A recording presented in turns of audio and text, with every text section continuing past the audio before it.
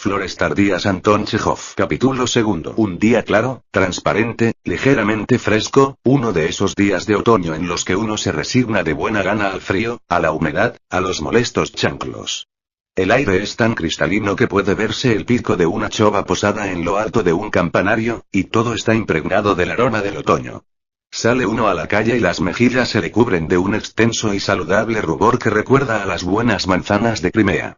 Las hojas amarillas, caídas hace tiempo, que esperan con paciencia las primeras nieves, sufriendo constantes pisotones, se doran al sol, despidiendo reflejos como si fueran monedas de oro.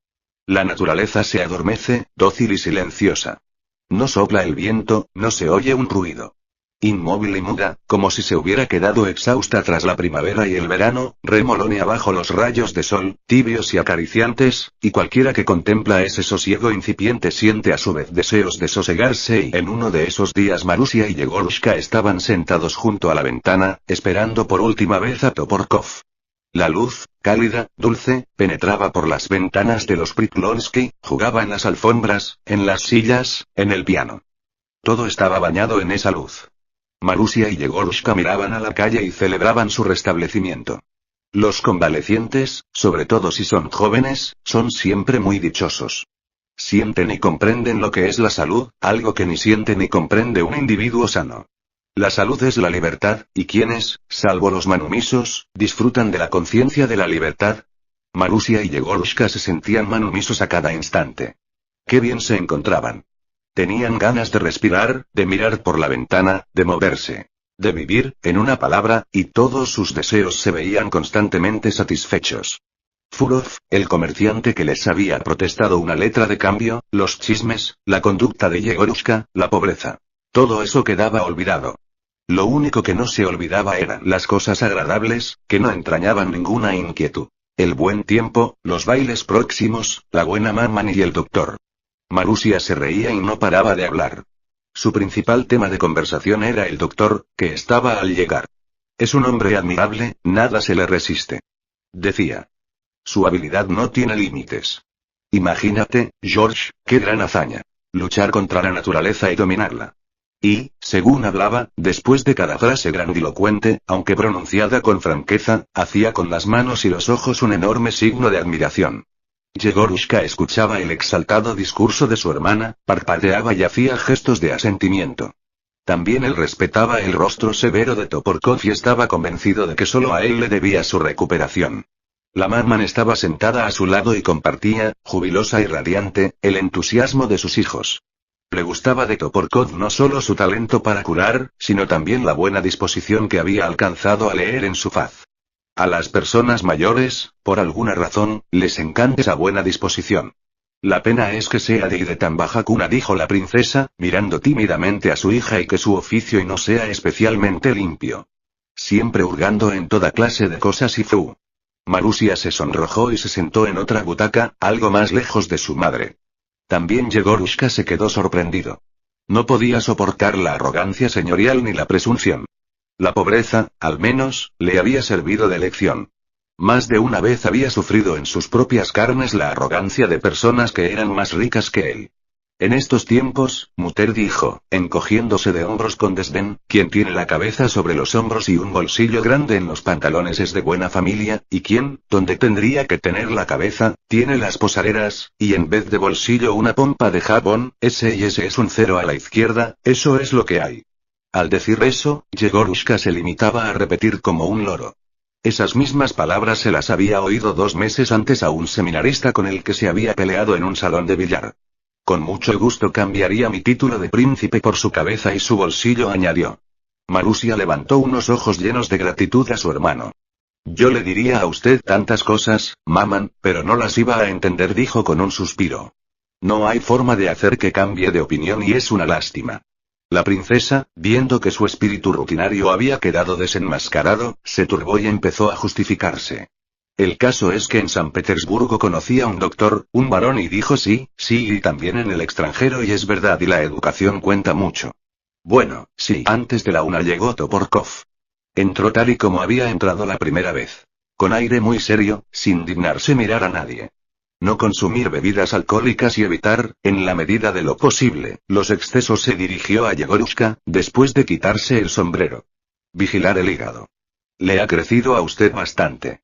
Su crecimiento se debe atribuir, enteramente, al consumo de bebidas alcohólicas. Tomar las aguas prescritas. Y, volviéndose hacia Marusia, le dio también a ella algunos consejos finales. Marusia escuchó con atención, como si se tratara de un cuento interesante, sin apartar la mirada de los ojos del sabio. ¿Y bien? Confío en que me habrá entendido, le preguntó Toporkov. Oh, sí. Merci. La visita duró 4 minutos justos. Toporkov tosió, recogió su sombrero y saludó con la cabeza. Marusia y Yegorushka clavaron los ojos en su madre. Marusia incluso se puso colorada. La madre, tambaleándose como un pato y ruborizándose, se aproximó a Toporkov e introdujo torpemente su mano en el puño blanco del doctor. Permita que le mostremos nuestra gratitud. Dijo. Yegorushka y Marusia agacharon la mirada. Toporkov se acercó el puño a las gafas y observó el paquete. Sin turbarse, sin bajar los ojos, se humedeció un dedo en la boca y, en voz muy baja, contó los billetes. Contó 12 billetes de 25 rublos. No en vano la víspera Nikifor había ido corriendo a no se sabe dónde con los brazaletes y los pendientes de la princesa. Una nubecilla luminosa recorrió la cara de Toporkov, algo semejante a la aureola con la que pintan a los santos. Su boca esbozó una ligera sonrisa. Por lo visto, estaba muy satisfecho con la retribución. Tras contar el dinero y guardárselo en el bolsillo, volvió a saludar con la cabeza y se volvió hacia la puerta. La princesa, Marusia y Yegorushka clavaron sus ojos en la espalda del médico, y los tres sintieron a la vez cómo se les encogía el corazón. Un buen sentimiento había iluminado su mirada. Aquel hombre se marchaba para no volver nunca más, y ellos ya se habían acostumbrado a sus pasos regulares, a su forma de marcar las palabras y a su cara seria. Una pequeña idea surgió en la cabeza de la madre. De pronto le habían entrado ganas de halagar a aquel hombre tan tieso. Es huérfano el pobre, pensó. Está solo. Doctor, dijo con su suave voz de anciana. El doctor se volvió. ¿Sí? ¿Se tomaría usted una taza de café con nosotros? Tenga la bondad. Toporkov frunció el ceño y se sacó despacio el reloj del bolsillo. Tras consultar el reloj y pensárselo un poco, dijo. Yo tomaré té. Siéntese, por favor. Aquí mismo. Toporkov se quitó el sombrero y se sentó. Se sentó muy rígido, como un maniquí al que le hubieran doblado las rodillas y le hubieran enderezado los hombros y el cuello. La princesa y Marusia empezaron a trajinar. Marusia tenía los ojos muy abiertos, con aire de preocupación, como si le hubieran encomendado una tarea imposible. Nikifor, ataviado con un gastado frac negro y unos guantes grises, empezó a comer por todas las habitaciones. En todos los rincones de la casa tintineó el servicio de té y rodaron al suelo con estrépito las cucharillas. A Yegorushka, por alguna razón, le pidieron que saliera un momento de la sala. Le llamaron en voz baja, con mucho misterio. Toporkov se pasó unos 10 minutos esperando a que le sirvieran el té, sin despegar la vista del pedal del piano, sin mover un solo miembro y sin emitir un solo sonido. Por fin se abrió la puerta que daba al vestíbulo. Apareció un radiante Nikifor, con una gran bandeja en las manos. En la bandeja, sujetos en portavasos de plata, había 2 vasos. Uno para el doctor, el otro para Yegorushka. Alrededor de los vasos, observando una estricta simetría, estaban las jarritas con la nata fresca y hervida, el azúcar con las pinzas, las rodajas de limón con unos tenedorcitos y los bizcochos. Detrás de Nikifor venía Yegorushka, con el rostro embotado por la fatuidad. Cerraban la procesión la princesa, con la frente bañada en sudor, y Marusia, con los ojos como platos. Cuando gusten. Dijo la princesa, dirigiéndose a Toporkov. Yegorushka tomó un vaso, se volvió hacia un lado y le dio un sorbo con cuidado. Toporkov tomó su vaso y también le dio un sorbo. La princesa y su hija se sentaron en un lado y se dedicaron a estudiar la fisonomía del médico. ¿Tal vez lo quiera usted más dulce?, preguntó la princesa. No, está bien así. Y, como era de esperar, sobrevino el silencio. Ese silencio espantoso, detestable, en el que todo el mundo se siente terriblemente incómodo y desconcertado. El médico bebía y callaba. Evidentemente, ignoraba a quienes le rodeaban y no veía nada de lo que tenía enfrente, salvo el té. La princesa y Marusia, que se morían de ganas de conversar con un hombre inteligente, no sabían por dónde empezar. Ambas tenían miedo de parecer estúpidas. Yegorushka miraba al doctor, y en sus ojos se veía que quería preguntarle algo pero no acababa de decidirse. Reinaba un silencio sepulcral, interrumpido de cuando en cuando por los sonidos de la deglución. Toporkov hacía mucho ruido al tragar. Era evidente que no le daba vergüenza, y bebía como le parecía bien. Al tragar, emitía un sonido que recordaba a un glú. Se diría que cada trago caía desde la boca a una especie de abismo, donde chapoteaba en una masa grande y lisa. A veces Nikifor interrumpía el silencio. Cada 2 por 3 chasqueaba los labios y masticaba como si compartiera lo degustado por el doctor agasajado. ¿Es verdad eso que dicen, que fumar es malo? Se animó finalmente a preguntar Yegorushka. La nicotina, el alcaloide del tabaco, actúa sobre el organismo como un fuerte veneno. El veneno que se introduce en el organismo con cada cigarrillo constituye una cantidad insignificante, pero, por otra parte, se trata de una introducción continuada. La cantidad de veneno, así como su energía, se encuentra en una relación inversa con la duración de su consumo. La princesa y Marusia intercambiaron una mirada. Menuda lumbrera. Yegorushka parpadeó y estiró su cara de pez. El pobre no había entendido al médico. En mi regimiento empezó a decir, deseoso de convertir la conversación científica en otra ordinaria, había un oficial.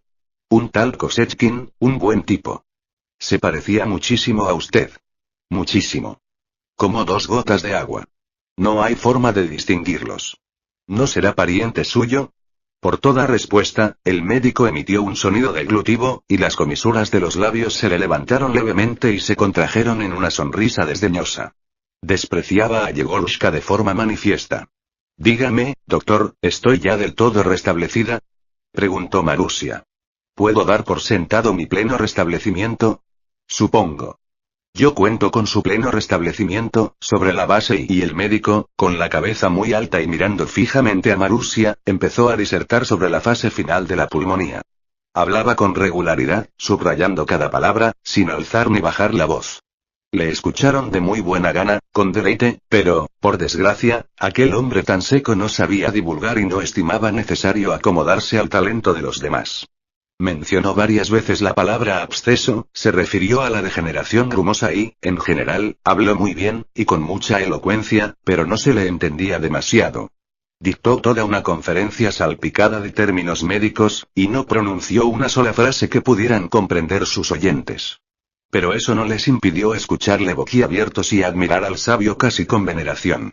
Marusia no apartaba los ojos de su boca y atrapaba cada palabra. Lo observaba y comparaba su rostro con los rostros que tenía que ver a diario. Cuán diferentes de este cansado rostro de sabio eran los rostros macilentos y obtusos de sus pretendientes, todos esos amigos de Yegorushka que la abundan con sus visitas diarias. Los rostros de esos jaraneros, de esos juerguistas a quienes Marusia jamás había escuchado una sola palabra bondadosa y decente, y que no le llegaban a la suela del zapato a ese rostro frío, impasible, pero inteligente y altivo. Una cara atractiva.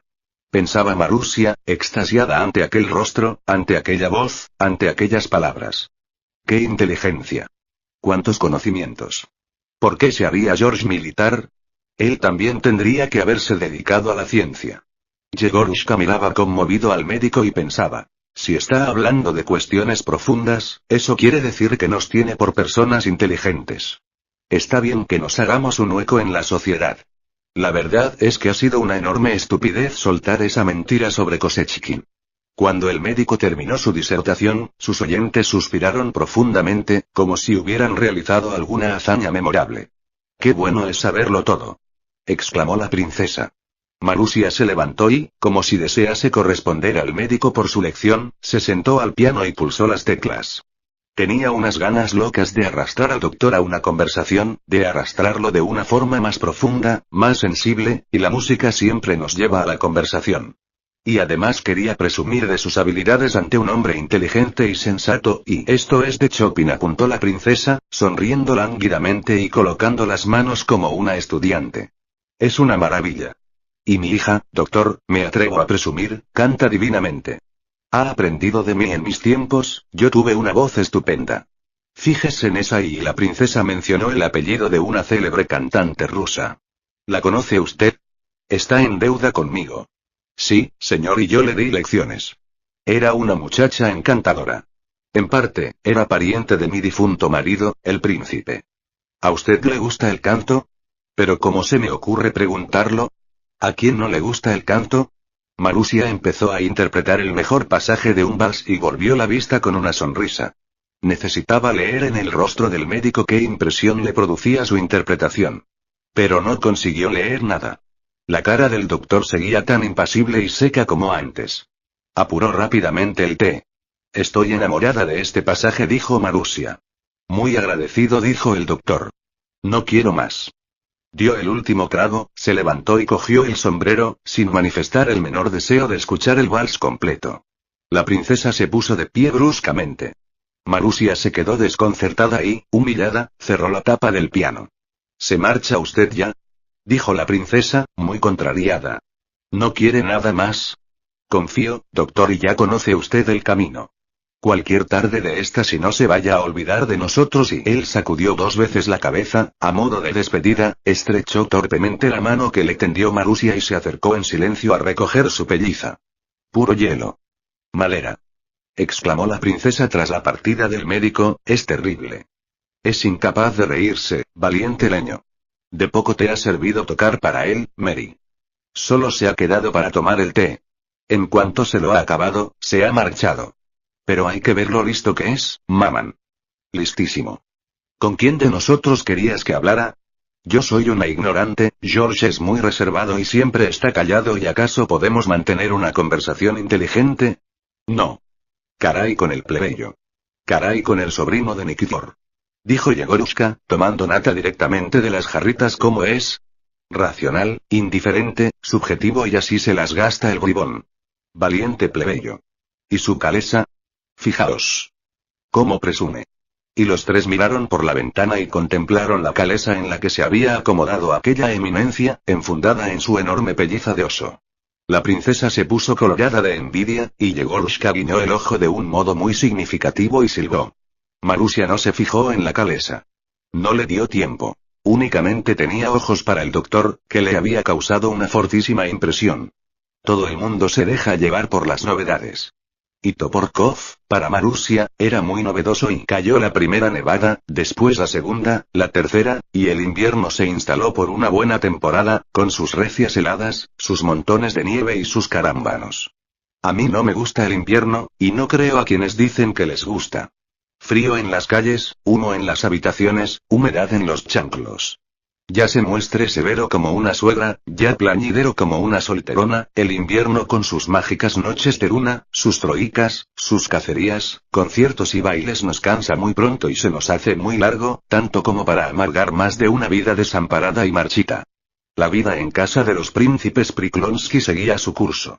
Yegorushka y Marusia se habían restablecido por completo y hasta su propia madre había dejado de considerarlos enfermos. Las circunstancias no habían mejorado, ni tenían intención de hacerlo. Las cosas iban cada vez peor, el dinero menguaba y la princesa empeñó y volvió a empeñar todas sus joyas, las familiares y las adquiridas.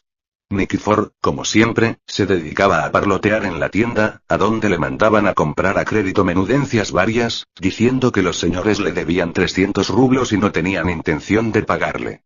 Eso mismo contaba el cocinero, al cual, por compasión, el tendero le regaló unas botas viejas. Furov fue aún más insistente. No estaba dispuesto a aceptar más aplazamientos y despachó con malos modos a la princesa cuando ésta le suplicó que esperase antes de protestar una letra de cambio. Siguiendo el ejemplo de Furov, los demás acreedores también empezaron a vocear. Cada mañana a la princesa le tocaba recibir a los notarios, los ujieres de juzgado y los acreedores. Se puso en marcha, al parecer, un concurso por un supuesto de insolvencia. Igual que antes, las lágrimas nunca llegaban a secarse en la almohada de la princesa. De día se hacía fuerte, pero de noche daba rienda suelta al llanto y lloraba hasta el amanecer. No había que ir muy lejos para encontrar la razón de ese llanto. Las causas estaban bien a la vista. Herrían los ojos con su relieve y su brillantez. La pobreza, el amor propio herido cada 2 por 3, herido y por quiénes. Por personajillos insignificantes, por tipos como Furov, por los cocineros, por las tenderas. Los objetos amados iban a parar a la casa de empeños. A la princesa se le partía el corazón cada vez que tenía que separarse de ellos. Yegorushka seguía llevando la misma vida disipada de siempre, Marusia aún no se había colocado y ¿acaso no eran razones suficientes para llorar? El futuro resultaba nebuloso, pero incluso a través de la niebla la princesa vislumbraba unas imágenes siniestras. Ese futuro no prometía nada bueno. No lo aguardaba con esperanza, sino con temor y cada vez disponían de menos dinero, pero las juergas de Yegorushka eran cada vez más sonadas. Se entregaba a ellas con tenacidad, con encarnizamiento, como si deseara recuperar el tiempo perdido durante su enfermedad. Se gastaba en borracheras lo que tenía y lo que no, lo propio y lo ajeno. En su libertinaje era insolente y descarado hasta la locura. No le costaba nada pedirle dinero prestado al primero que veía. Sentarse a jugar a las cartas sin un grosch 4 en el bolsillo se había convertido en un hábito para él. Beber y comer de gorra o pasearse ostentosamente en un coche ajeno y no pagarle al cochero no lo consideraba ningún pecado. Había cambiado muy poco. Antes se enfadaba cuando se reían de él. Ahora se limitaba a experimentar un leve desconcierto cuando lo echaban de un sitio o lo sacaban a rastras. La única que había cambiado era Marusia. Para ella sí había novedades, y novedades terribles. Había empezado a desencantarse de su hermano. De pronto, por alguna razón, había dejado de creer que parecía un hombre subestimado, incomprendido. Ahora lo veía, sencillamente, como un individuo de lo más vulgar, un hombre como tantos otros, o peor incluso, y había dejado de creer en aquel amor desesperado de su hermano. Terribles novedades. Se pasaba las horas muertas sentada junto a la ventana, mirando distraída a la calle. Se imaginaba el rostro de su hermano y trataba de ver en él algo armonioso, donde no tuviera cabida el desencanto, pero lo único que conseguía ver en ese rostro insulso era: soy un hombre vacío. Un hombre despreciable. También otros rostros pasaban fugazmente por su imaginación, los rostros de los camaradas de su hermano, los de los invitados, los de las viejas consoladoras, los de los novios. Y el rostro de la propia princesa, compungido, embotado por el dolor. Y la angustia le oprimía el corazón a la pobre Marusia. Qué trivial, qué descolorida y obtusa, qué estúpida, aburrida e indolente era la vida junto a esas personas cercanas y queridas, pero insignificantes. La angustia le oprimía el corazón y un solo deseo, intensísimo, herético, se adueñaba de su espíritu. Había momentos en que ansiaba locamente huir, pero ¿a dónde? Allá, se entiende, donde vivieran hombres que no temblaran ante la pobreza, que no se entregaran a una vida disipada, que trabajaran y no estuvieran todo el santo día charlando con viejas estúpidas o con borrachos imbéciles. Y en los pensamientos de Marusia resaltaba como un clavo un rostro honrado y sensato. En ese rostro ella veía inteligencia, una gran masa de conocimientos y fatiga. Era imposible olvidar ese rostro. Lo veía de diario en las circunstancias más propicias. Precisamente en el momento en que su dueño trabajaba, o hacía ver que trabajaba. El doctor Toporkov pasaba a toda prisa cada día por delante de la casa de los Priklonsky, en su lujoso trineo con una manta de oso y un cochero gordo. Tenía numerosos pacientes. Hacía visitas desde primera hora de la mañana hasta última hora de la tarde y en un mismo día se recorría todas las calles y callejones. Iba sentado en el trineo como si estuviera en una butaca. Muy serio, con la cabeza y los hombros erguidos, sin mirar a los lados. Por detrás del mullido cuello de su pelliza de oso solo se veían la frente blanca y lisa y las gafas doradas, pero a Marusia le bastaba con eso. Le parecía que de los ojos de aquel benefactor de la humanidad salían a través de las lentes unos rayos helados, orgullosos, desdeñosos. Ese hombre tiene derecho a mostrar su desprecio.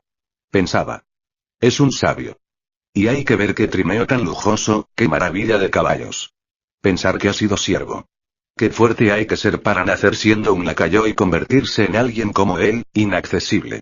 Solo Marusia se acordaba del doctor. Los demás empezaron a olvidarse de él y pronto lo habrían olvidado del todo de no haber sido porque él hizo que lo recordaran. Y lo hizo de forma bien patente. El segundo día de Navidad, a mediodía, cuando los Priklonsky estaban en casa, tintineó tímidamente la campanilla de la entrada. Nikifor fue a abrir la puerta. ¿Está la princesa? Se oyó desde el vestíbulo la vocecilla de una anciana, y, sin esperar respuesta, una viejecilla menuda entró en el salón. Saludos, princesa y mi bienhechora. ¿Cómo está su excelencia? ¿Qué se le ofrece? Preguntó la princesa, mirando a la vieja con curiosidad. Yegorushka se rió disimuladamente. La cabeza de la vieja le había recordado a un melón, pequeño y maduro, con el rabillo hacia arriba. ¿No me reconoce, Matushka? ¿Será posible que no me recuerde? ¿Que se haya olvidado de Projorovna? Si yo ayudé a venir al mundo a su querido príncipe. Y la anciana se acercó rápidamente a Yegorushka y le estampó sendos besos sonoros en el pecho y la mano. No lo entiendo, farfulló Yegorushka enojado, limpiándose la mano en la levita. Ese viejo diablo de Nikifor deja pasar a cualquier basui. ¿Qué se le ofrece? Repitió la princesa, y le dio la sensación de que la anciana apestaba a aceite de quemar. La vieja se sentó en una butaca y después de interminables preámbulos, sonriendo maliciosamente y coqueteando como hacen siempre las casamenteras, declaró que la princesa tenía la mercancía y que ella tenía al mercader. Marusia se ruborizó. Yegorushka resopló y, picado por la curiosidad, se aproximó a la vieja. «Qué raro», dijo la princesa. «¿Entonces has venido a hacer de casamentera? Felicidades por el novio, Mary. ¿Y quién es él, si se puede saber?» La anciana se sofocó, se rebuscó en el seno y se sacó un pañuelo de percal rojo. Tras soltar los nudos del pañuelo, lo sacudió sobre la mesa y, además de un dedal, cayó una fotografía. Todos amigaron la nariz. Del pañuelo rojo con flores amarillas se esparció un olor a tabaco. La princesa cogió la fotografía y se la acercó con desgana a los ojos. «Es muy guapo, Matushka». La casamentera se puso a comentar el retrato. «Es rico, noble y es un hombre maravilloso», sobrió y la princesa se puso colorada y le pasó la fotografía a Marusia. Esta palideció. «Es extraño», dijo la princesa. «Si ese es el deseo del doctor, supongo que él mismo podría y lo último que hace falta es una mediación. Un hombre instruido, y resulta y ha sido él quien la ha enviado. ¿En persona?» «En persona y ustedes le causaron muy buena impresión. Una familia estupenda». Marusia soltó un chillido repentino y, apretando con fuerza la fotografía, salió precipitadamente del salón. «Es extraño», prosiguió la princesa. «Asombroso y no sé ni qué decir. De ningún modo me esperaba esto del doctor. ¿Por qué ha tenido usted que molestarse? El doctor tendría que haberse presentado personalmente. Resulta hasta ofensivo. ¿Y por quién nos toma? No somos unos simples comerciantes. Hoy en día ni los comerciantes viven ya así. Vaya pinta», mugió Yegorushka, dirigiendo una mirada desdeñosa a la cabeza de la anciana. El usa retirado habría pagado lo que fuera con tal de poder darle un papirotazo a esa cabeza. Las viejas le gustaban tan poco como los gatos a los perros grandes, y llegaba al delirio cada vez que veía una cabeza parecida a un melón. «Bueno, ¿qué, Matushka?», dijo la casamentera, suspirando. «Aunque no tenga la dignidad de un príncipe, puedo decirle, princesa mía, y es usted tan buena, Matushka. Ay, por mis pecados. ¿Acaso no es noble? Ha recibido una formación excelente, es rico, el señor le ha favorecido con toda clase de lujos, Virgen Santa, y pero, si desea que venga él a verla, no se preocupe, la honrará con su visita. ¿Por qué no iba a venir? Siempre se puede venir y, tomando a la princesa por el hombro, la atrajo y le susurró al oído. Pide 60.000 y es cosa sabida. La mujer es la mujer, y el dinero es el dinero. Ya sabe usted, y dice. Sin ese dinero, yo no me caso, porque ella conmigo tiene que disfrutar de toda clase de comodidades y que tenga su propio capital. Y la princesa se puso colorada y, haciendo frufru con su voluminoso traje, se levantó del sillón. «Tenga la bondad de transmitirle al doctor que estamos asombrados en extremo», dijo. «Ofendido si así es imposible. Eso es todo cuanto puedo decirle». «¿Y por qué estás tan callado, George?» «Que se vaya. Toda paciencia tiene un límite». Una vez que hubo salido la casamentera, la princesa se llevó las manos a la cabeza, se desplomó en el diván y gimió. «A esto hemos llegado». Vociferó, «Dios mío. Un medicucho, un don nadie, que ayer mismo era un lacayo, nos viene con una propuesta. Noble. Noble. Ja, ja. Decidme qué nobleza es esa, por favor. Y nos manda a la casamentera. ¿Por qué no está vuestro padre? Él no lo habría consentido. Valiente imbécil. Ordinario». Pero lo que más había ofendido a la princesa no había sido que un plebeyo cortejara a su hija, sino que le hubiese pedido 60.000 rublos, que no tenía. Cualquier alusión a su pobreza le parecía insultante. Estuvo despotricando hasta el anochecer, y por la noche se despertó 2 veces para llorar. Pero a Anne le hizo más efecto la visita de la casamentera que a Marusia. La pobre muchacha sufrió una fortísima calentura. Temblando con todo el cuerpo, cayó en la cama, escondió la cabeza ardiente bajo la almohada y trató, en la medida de sus fuerzas, de responder a una pregunta. ¿Será posible? Se trataba de un verdadero quebradero de cabeza. Marusia no sabía cómo responderse a esa pregunta. Con ella expresaba su asombro, su turbación y su recóndita alegría, que, por algún motivo, le daba vergüenza reconocer y que quería ocultarse a sí misma. ¿Será posible? Él, Toporkov, y no puede ser. Aquí hay algo que no encaja. La vieja ha mentido. Y mientras tanto los sueños más dulces, secretos y mágicos, que hacen que el alma desfallezca y la cabeza arda, pululaban por su mente, y un éxtasis inefable se apoderaba de todo su menudo ser. Él, Toporkov, quería tomarla por mujer, y era un hombre tan apuesto, tan garboso, tan inteligente. Había consagrado su vida a la humanidad y viajaba en un trineo tan lujoso. ¿Será posible? A ese hombre se le puede amar. Decidió Marusia aquella tarde, sí, estoy confieme. Estoy libre de prejuicios y seguiré a ese siervo al fin del mundo. Como mi madre diga una sola palabra, me apartaré de ella. Estoy confieme. No tuvo tiempo para ocuparse de otras cuestiones, de importancia secundaria y terciaria. No estaba para pensar en esas cosas. ¿A qué había venido la casamentera? ¿Por qué cuando se había enamorado de ella ese hombre? ¿Por qué no se había presentado en persona, si la quería? ¿Qué más le daban a ella esas cuestiones, y otras muchas? Estaba pasmada, sorprendida y dichosa, y eso era más que suficiente. Estoy confieme. Susurraba, intentando dibujar en su imaginación el rostro de aquel hombre, con sus lentes doradas, a través de las cuales miraban unos ojos sensatos, respetables, cansados. Que venga. Estoy confieme. Y mientras de ese modo Marusia se revolvía en el lecho y sentía con todo su ser cómo se abrasaba de dicha, la casamentera recorría las casas de los comerciantes y repartía a manos llenas fotografías del doctor. Yendo de una casa rica a otra, buscaba una mercancía que pudiera recomendar al noble mercader. Toporkov no la había mandado expresamente a casa de los Priklonsky. La había mandado a donde le pareciera bien. En relación con su matrimonio, de cuya necesidad era consciente, se mostraba indiferente. A él, claramente, le daba lo mismo a donde fuera la casamentera. Él lo que necesitaba eran ni los 60.000 rublos. 60.000, ni uno menos. La casa que pretendía comprar no se la dejaban por menos de esa suma. No tenía dónde pedir prestado ese dinero, no había llegado a un acuerdo sobre los plazos. Solo había una solución: casarse por dinero, y eso era lo que iba a hacer. Pero Marusia, en su deseo de quedar enredada en los lazos de Himeneo, no tenía, desde luego, ninguna culpa. Pasada la medianoche Yegorushka entró sigilosamente en el dormitorio de Marusia. Esta ya estaba desvestida e intentaba dormir. La había dejado agotada la dicha imprevista. Quería calmar como fuera su corazón, el cual, según le parecía, latía sin descanso por toda la casa. En cada arruga del rostro de Yegorushka se ocultaban 1000 secretos. Tosió de un modo enigmático, dirigió a Marusia una mirada significativa y, como si deseara comunicarle algo tremendamente importante y confidencial, se sentó a sus pies y se inclinó ligeramente sobre su oído. ¿Sabes lo que te digo, Masa?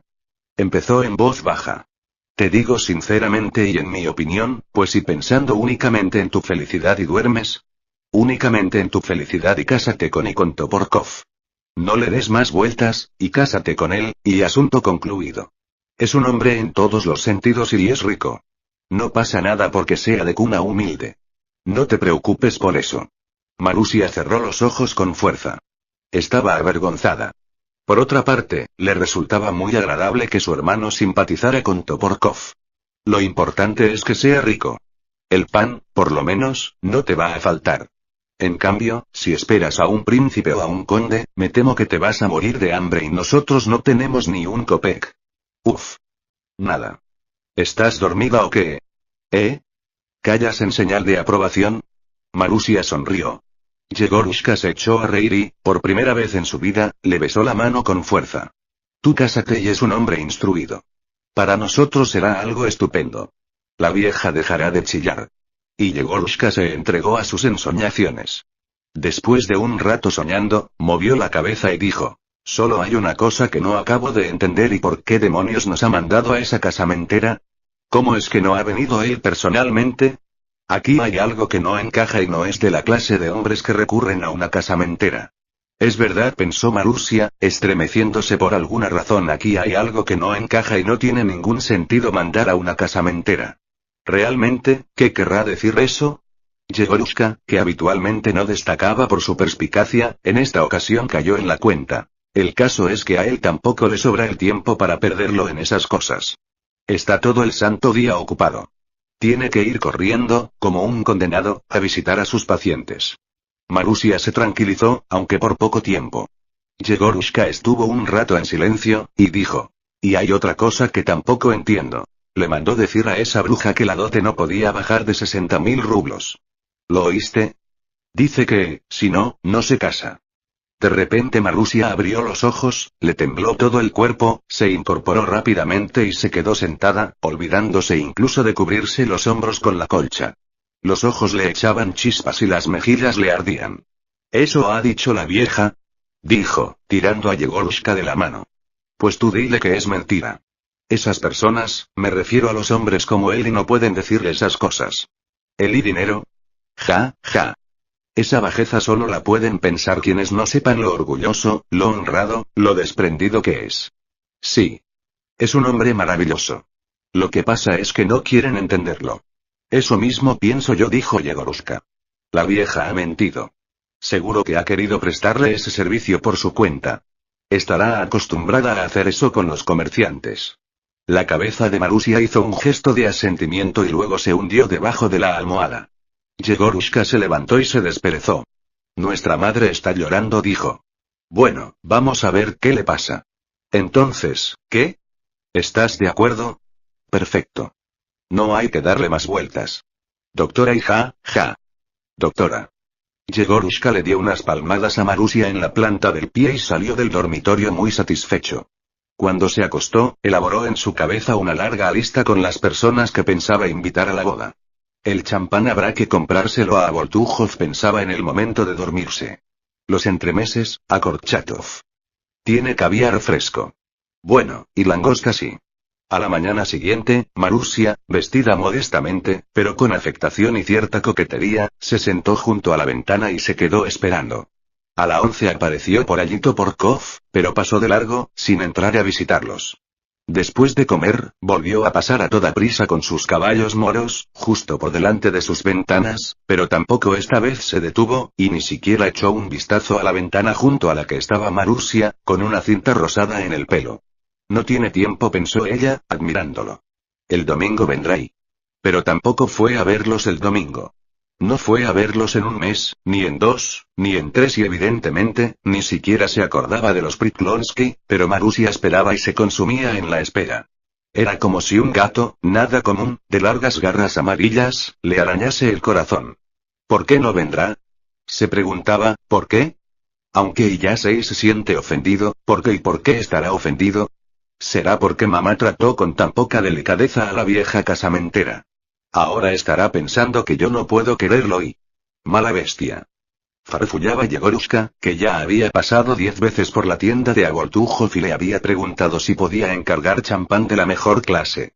Después de Pascua, que cayó a finales de marzo, Marusia dejó de esperar. En cierta ocasión Yegorushka entró en su dormitorio y, carcajeándose maliciosamente, le comunicó que su novio se había casado con la hija de un comerciante y es todo un honor felicitarle. Un honor. Ja. Esta noticia resultó demasiado cruel para nuestra pequeña heroína. Perdió el ánimo y, no durante un día, sino durante meses personificó la angustia indescriptible y la desesperación. Se arrancó la cinta rosada del pelo y odió la vida. Pero qué parciales, qué injustos son los sentimientos. Marusia aún supo cómo justificar la conducta de aquel hombre. No en vano había leído novelas en las que tanto los hombres como las mujeres se casaban para hacer sufrir a las personas amadas, para darles una lección, para pincharlas, para zaherirlas. Se ha casado con esa boba por despecho, pensaba Marusia. Ay, qué mal hicimos tratando a su casamentera de un modo tan ofensivo. Las personas como él no perdonan las ofensas. El rubor sonrosado desapareció de sus mejillas, los labios olvidaron cómo se compone una sonrisa, el cerebro se negaba a soñar con el futuro. Marusia creyó enloquecer. Le parecía que, al perder a Toporkov, su vida había perdido todo sentido. ¿De qué le servía ahora la vida si solo le habían caído en suerte necios, parásitos y juegulistas? Se volvió melancólica. sin fijarse en nada, sin prestar atención a nada, sin escuchar nada, llevaba esa clase de vida aburrida, descolorida, para la que están tan capacitadas nuestras doncellas, viejas y jóvenes, y no reparaba en los muchos pretendientes que tenía entre sus parientes y conocidos. Encaraba las circunstancias adversas con indiferencia y apatía. Ni siquiera reaccionó cuando el banco vendió la casa de los príncipes Priklonsky, con todo su aparato histórico, tan entrañable para ella, y no tuvieron más remedio que mudarse a un nuevo apartamento, modesto, barato, al gusto burgués. Fue aquel un sueño prolongado, denso, en el que no faltaron, a pesar de todo, las ensoñaciones. Soñaba con Toporkov en todas sus cienas. En el trineo, con pelliza, sin pelliza, sentado, caminando con prestancia.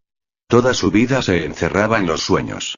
Pero estalló el trueno, y el sueño echó a volar desde los ojos azules con pestañas de lino, y la princesa madre, incapaz de soportar la ruina, enfermó en la nueva vivienda y falleció, dejando únicamente a sus hijos su bendición y algunos vestidos. Su muerte fue una desgracia terrible para Marusia. El sueño había volado para ceder su sitio a la tristeza.